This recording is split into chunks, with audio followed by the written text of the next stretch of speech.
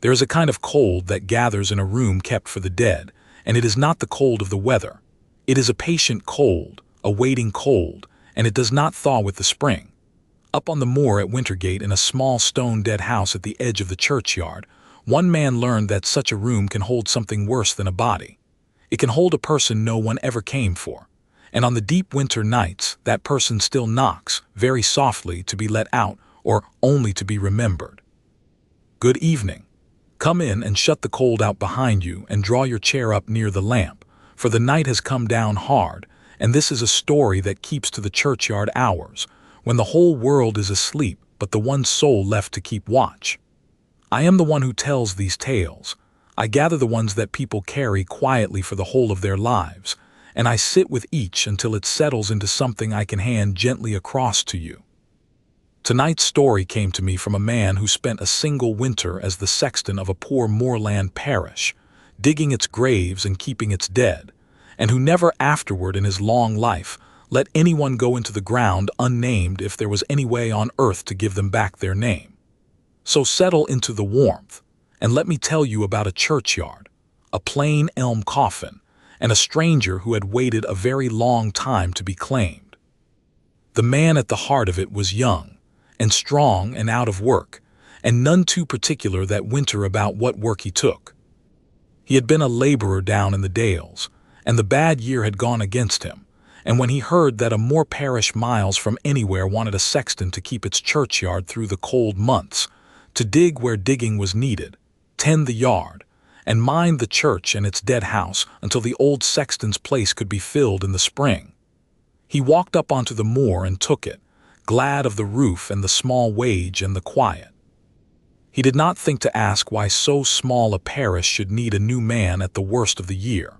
He would come to understand before that winter was out that there is being alone with the dead, which is nothing, and then there is keeping company with one of them who cannot rest, and knows you are near, and wants something of you.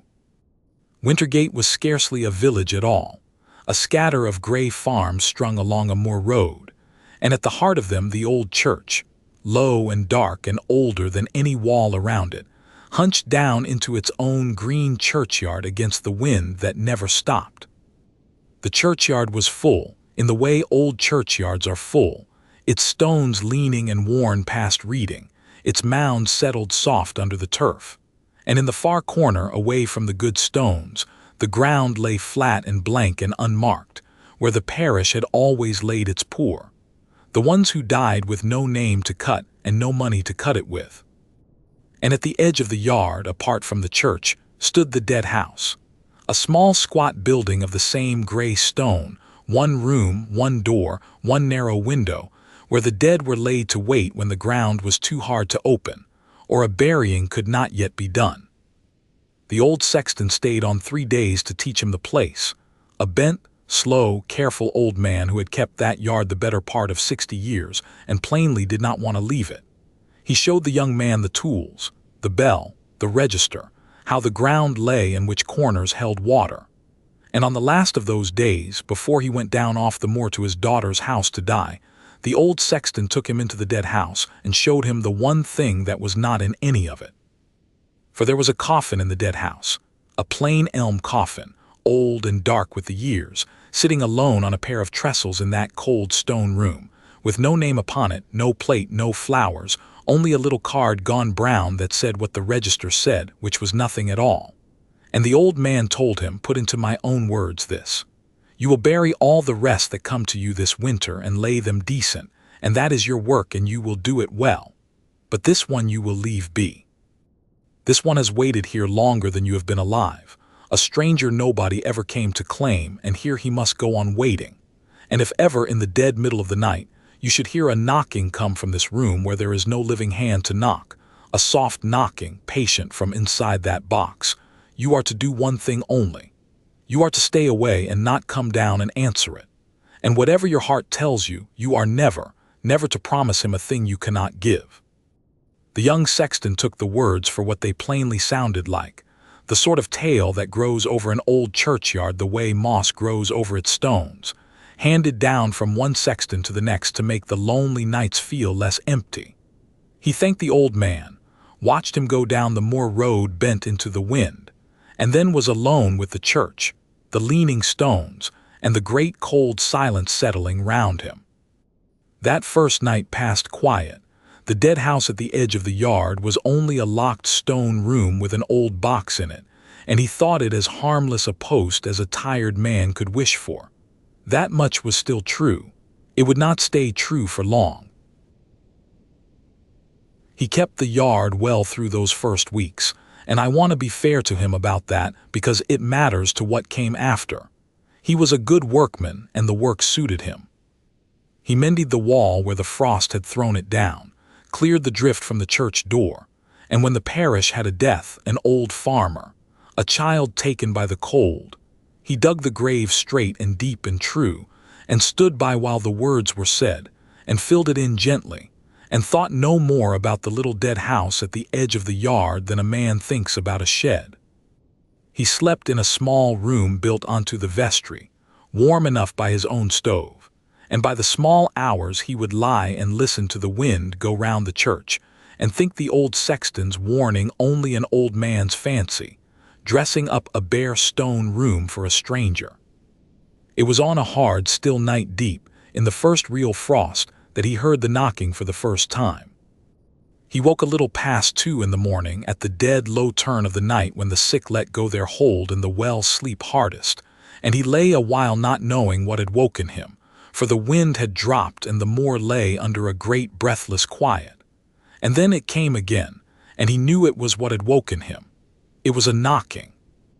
A small, soft, patient knocking, 3 taps and a pause and 3 taps again, coming faint across the frozen yard from the direction of the dead house.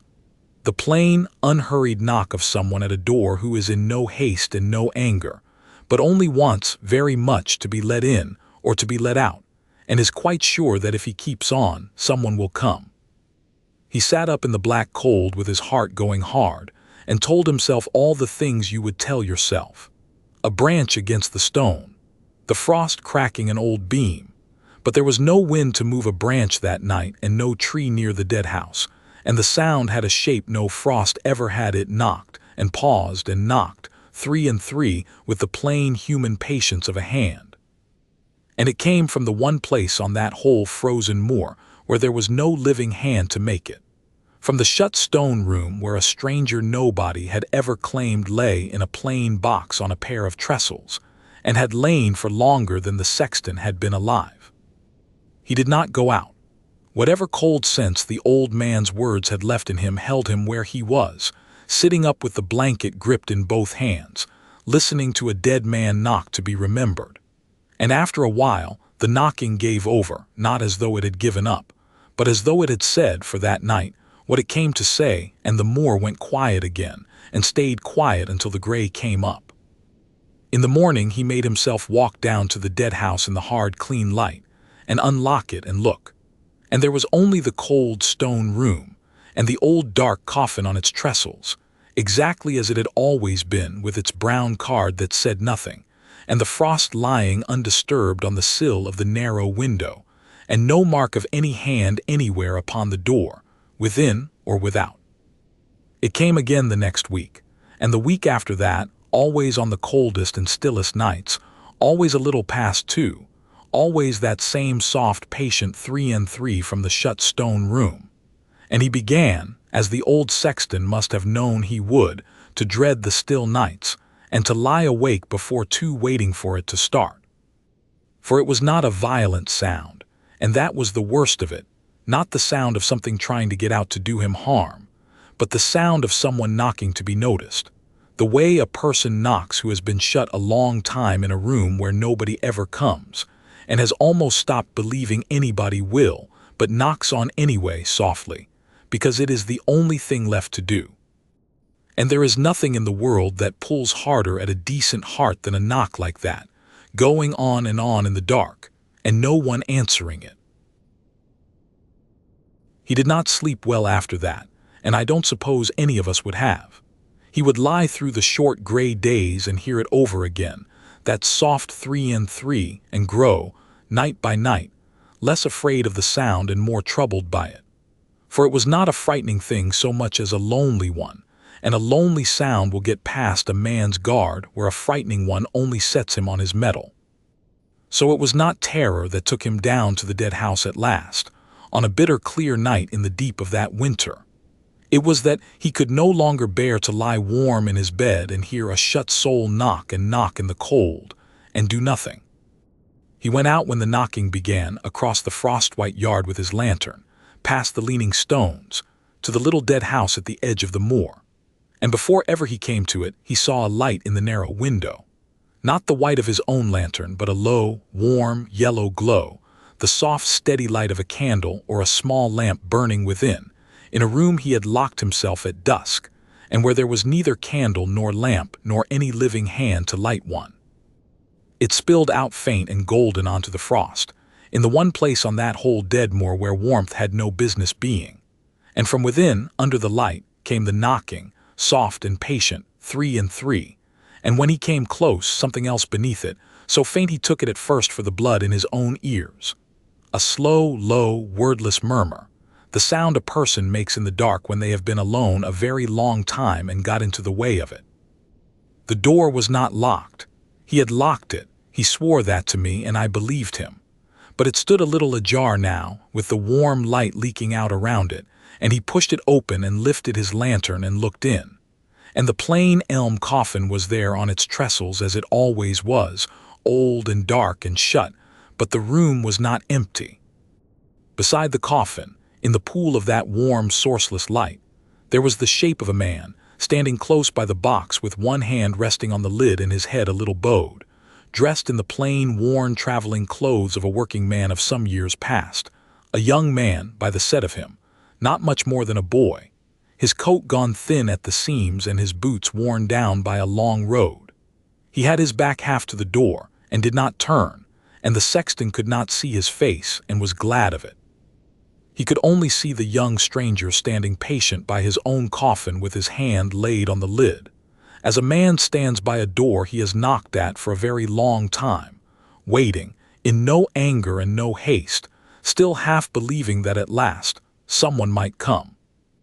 And the sexton, standing frozen in the doorway with his lantern shaking in his hand, felt the whole of that small, cold room turn toward him, felt the young stranger know, without turning, that a living man had come at last and stood in the door. And the feeling that came off him was not menace. That was the thing the sexton could never afterward put into words, though he tried. It was want. A great, quiet, bottomless wanting, patient as the years, that reached across the cold stone room and laid hold of the softest part of him. The wanting of someone shut away and forgotten so long that he no longer even asks to be let out, but only to be known. To have one living soul see that he had been a person once, with a name and a road, and somewhere he was going, and to be told that he would not, after all, be left forever in the dark with no one who remembered he had ever lived. The sexton found that he had taken a step into the room without telling his foot to, with something rising in his own throat that wanted to be said, some word of comfort, some easy kindness, the sort of thing you say to a frightened creature to quiet it. And then the old sexton's warning came back to him in the cold, plain and hard. Never promise him a thing you cannot give. He shut his teeth on the word before it left him and stepped back and took his hand from the latch.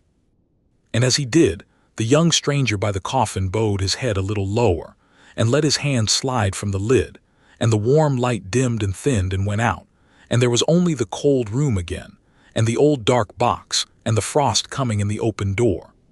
The sexton went back across the yard with his blood loud in his ears, and behind him the dead house stood dark and shut.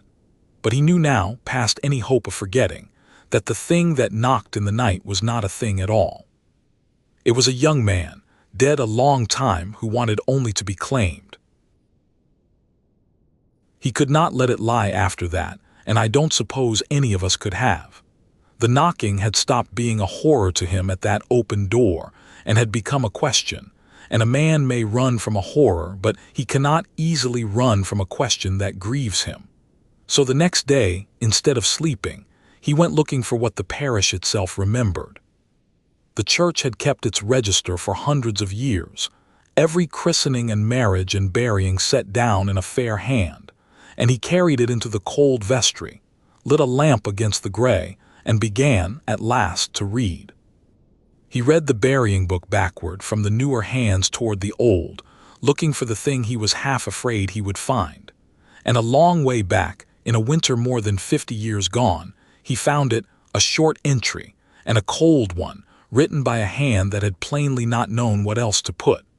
It did not, in fact, say buried at all. That was the thing that turned him cold. It said received into the dead house against a claim, the body of a young man found dead of the cold on the moor road below the village, a stranger unknown for whom none had come. And that was all. No name, for there had been none to give.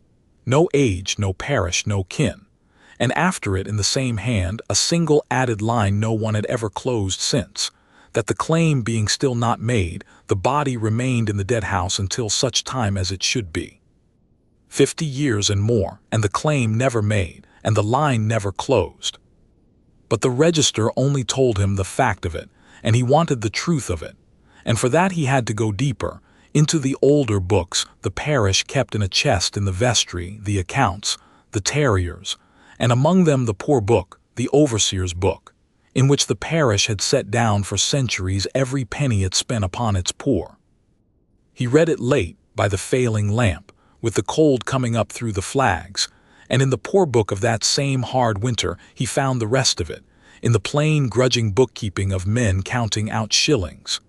A payment to a carrier for the bringing in of the body found frozen on the fell road, a payment for the elm coffin, a payment to a woman for the laying out. And there was an inventory for the parish, before it would spend on a pauper, always wrote down what the pauper had, in case it might defray the cost, an inventory of the poor few things found upon the young stranger when they brought him in out of the snow. A knife, a few pence, a change of linen in a bundle, and a small book, a testament, the poor book said, much worn, carried in the breast of his coat against the cold, with a name written in the front of it in a young unpracticed hand, and under the name a place, and under the place a line, the sort of line a mother writes when she gives a boy a book to carry away with him. And the overseer, careful man, had copied that name and that line into the poor book, and there it had lain unread for 50 years. And so the sexton, alone in the cold vestry more than 50 years too late, read the name of the stranger no one had ever claimed. I will not give it to you as it was. The man asked me not to, for reasons you will understand before the end, and I have kept faith with him. But he read it, a plain name, a Christian name and a surname, an ordinary name that had belonged to somebody's son. And he read the place the boy had come from, a village a long way off, 3 days walking or more across the moors, and the line the mother had written under it, which was only a wish that God would keep him on his road and bring him safe home again. And the sexton sat with that book open on his knee in the cold, and pieced the whole of it together, and it was the plainest and most ordinary sorrow in the world, which is why it broke his heart. A boy had left his home to find work, the way the young do, and somewhere on that journey in a hard winter he had been caught on the high moor road at night by the cold, a mile short of a village where he knew no one, and had lain down in the snow the way the frozen do, and not got up. And no one at Wintergate had known him, and no one from his home had ever come, for how should they, when they did not know where on all the wide moors their boy had fallen? And the parish, unable to name him, the ground iron hard that winter, had laid him in the dead house to wait for a claim, and the claim had never come. And somehow, in the way that a small thing left undone becomes at last a thing no one dares to do, he had never been buried at all, but only left and forgotten above the ground, unnamed, these 50 years. And the sexton understood him now why he knocked, and what he wanted, and why he could not rest. He wanted what every soul on earth wants and thinks it will surely have, not to be forgotten, not to go down into an unmarked hole in a strange corner of a strange churchyard with no one on earth who knew he had ever lived. That was the worst of it, and the truest. He understood him perfectly. The worst night of that winter came near its end, and the sexton knew it for a bad one from the moment the light went out of the sky, for the frost came down harder than he had felt it yet, and the moor lay under a stillness with a shape to it, a stillness that seemed to be waiting for him in particular. He had told himself, through the short day, that he would keep to his warm room and let the dead house keep its long grief without him. He did not keep to it. Something in the knowing of it now would not let him lie still, and when the knocking began that night, a little past 2, not the soft, patient 3 and 3 of the other nights, but quicker now and closer together, and somehow pleading, the knock of one who has waited so very long and dares at last to hope that this, tonight, might be the night someone comes. He was up and out of his bed and across the frozen yard before he had well decided to go. The light was in the window, warm and golden, and the door stood open, and the young stranger was there in the pool of it beside his coffin. But this night he was not standing with his back half turned. This night he had turned to face the door, to face the living man who had come at last, and though the sexton still could not see his face clearly, and was still glad of it, he could see that the young stranger had his hands held out a little toward him, open, the way a man holds out his hands who is asking for something he has almost given up asking for. And the whole of the small cold room was one great silent asking. The sexton understood, standing on the threshold, exactly what was wanted of him, for it rose in his own heart as plainly as if it had been spoken. The young stranger wanted him to promise that he would not be left, that he would be taken up out of this cold box at last and given a grave, that someone would come and stay and remember, that he was claimed, that he belonged to somebody, that he would not go down alone into the dark. And the pull of it, the sexton told me, was very great and very sweet and very nearly kind, for what could be easier or gentler than to say to a frightened, lonely soul in the dark, the one warm thing he has waited 50 years to hear. And his mouth had already opened to say it, to promise the young stranger company and remembrance and a place among his own, to swear that he himself would stay by him and never leave him lonely again, when the old sexton's last warning came up cold and hard through all that warm wanting. Never promise him a thing you cannot give. And he understood on the very edge of the words the trap that was in them, and it was not a cruel trap, and that was the terror of it. For a promise made to the dead is not made with the mouth. It is made with the whole of oneself, and it must be kept, and there is only one way that a living man can truly keep a promise to stay forever by a coffin in a cold stone room and never leave the lonely soul in it alone again, and that is to lie down beside it and stay. He saw it then, all in a moment. If he promised, some part of him would begin, that very night, to belong to that room. He would find himself going down to it more and more, sleeping less, warming to it as a cold man warms to a fire, until one still night he lay down on the empty trestle beside the old dark box to keep the young stranger company, and did not get up, a second cold presence in the dead house, so that neither of them need ever be alone again. And the next sexton, 50 years on, would find 2 boxes waiting in the dark, and be told to leave them both be. His hand was on the doorpost. He said the wanting of that poor lonely soul was so like a thing in his own heart, for he too was alone that winter, and far from anyone and worn thin, that some part of him leaned toward the promise the way a tired man leans toward a bed. He was within a breath of giving it, and in the warm gold room the young stranger held out his open hands, and waited, as he had waited 50 years, for one living voice to promise that he was not forgotten. What stopped him in the end was not the old sexton's rule, and it was not fear. It was the thing he had read in the poor book, and could not put down, that name in a boy's own hand, and the mother's line beneath it, wishing him safe home. He understood, standing on that threshold with the promise dying in his throat, what the young stranger could not, that to promise him company in the dark would free no one, and only make 2 lonely souls where there had been one. What the stranger truly wanted was not a companion in the dead house. He only thought it was, after 50 years of the dark. What he wanted was the one plain thing no ghost can do for itself, and only the living can. He wanted to be claimed, and there was a way to claim him that cost no living soul its life, only a morning's work, a little kindness, and the courage to do the thing that 50 years of frightened men had left undone.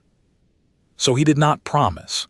He took his hand from the doorpost and did the hardest thing a frightened, tender-hearted man can do, which was to give the young stranger not the warm, easy word he was begging for, but the true one.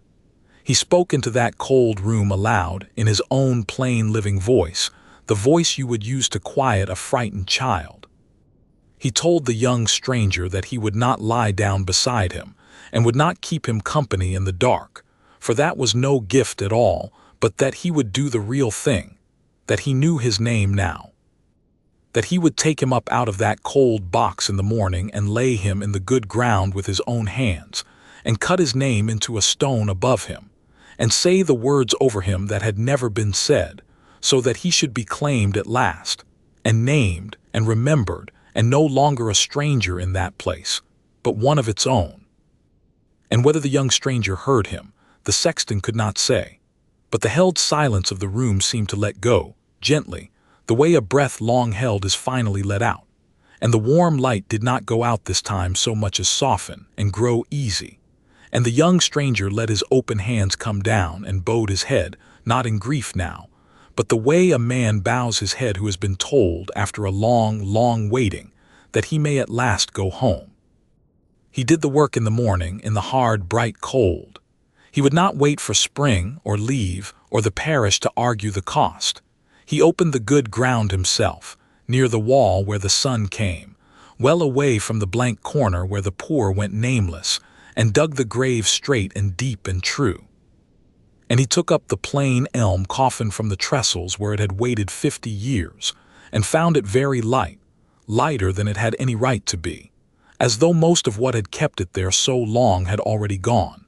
And he carried the young stranger out into the daylight at last, and laid him in the earth. He got the parson up from his fire to say the words, and stood bareheaded in the killing cold while they were said, so that the young man should not go into the ground without them as he had so nearly gone into it without anything at all. And against the old register entry that said only a stranger, unknown, he wrote in his own steady hand the name he had found in the poor book, and the boy's home, and the plain true fact that he had been buried at last, and claimed, and was a stranger no longer. And when the ground gave in the spring, he had a small stone set over the grave at his own charge, for he would let no one else pay it, with the young man's own name cut deep into it, and the years of his short life, and beneath them the only words the sexton could think of that were wholly true, that here lay one who had died far from home among strangers, and waited long to be claimed, and was claimed at last, and would be remembered. And the dead house let its stranger go. The night after the burying, the sexton lay awake past 2 of his own will, listening, and no knocking came that night or ever again. And once, near the spring, he opened the empty dead house in the dead hour and stood in it, and it was only a cold stone room with a pair of bare trestles in it, no light in the window, no wanting in the dark, no soul in it at all, only, he thought, though he could never afterward be sure, a kind of ease upon the place, the ease of a room in which something that had waited a very long time had finally been let leave. He gave the whole of his long life afterward to plain and decent work, but he told me, when he was very old, that of all he ever learned, the truest thing was learned that one cold winter from a young man dead 50 years, who taught him, without a word, what it is that the dead are truly afraid of. For it is not the dark they fear, and it is not the cold, and it is not even the being dead. It is the being forgotten, going down into the ground with no name on the stone, and no one left who knew you were ever a living soul upon the earth. That's where I'll leave him and leave you, with the dead house gone quiet, the words said at last, and a young man who died far from home lying named and remembered under the churchyard wall, a stranger no longer. If you'd sit up in the small hours for a story as tender as this one, then do me a kindness before you go. Like it, share it, and subscribe, so the next tale finds its way to you when the dark comes down. And if the comments are open, tell me, is there a name you keep, a grave you tend, a soul you would go a long cold way to see remembered and not forgotten? Sleep well if you can. Keep a light burning in the window if you'd rather, for anyone still out in the dark and far from home. And if you should ever stand in some old and quiet place and feel that you are not the only one there, that something patient is near you, waiting, only wanting to be noticed, then be gentle and be wise and heed the old rules as they are given to you. But do not be too quick to call it a monster. Some of the waiting dead mean no harm at all and want nothing you cannot freely give. They only fear, as we all fear, to be forgotten. And the kindest thing a living soul can do when it meets one is to learn its name and speak it and remember. Good night.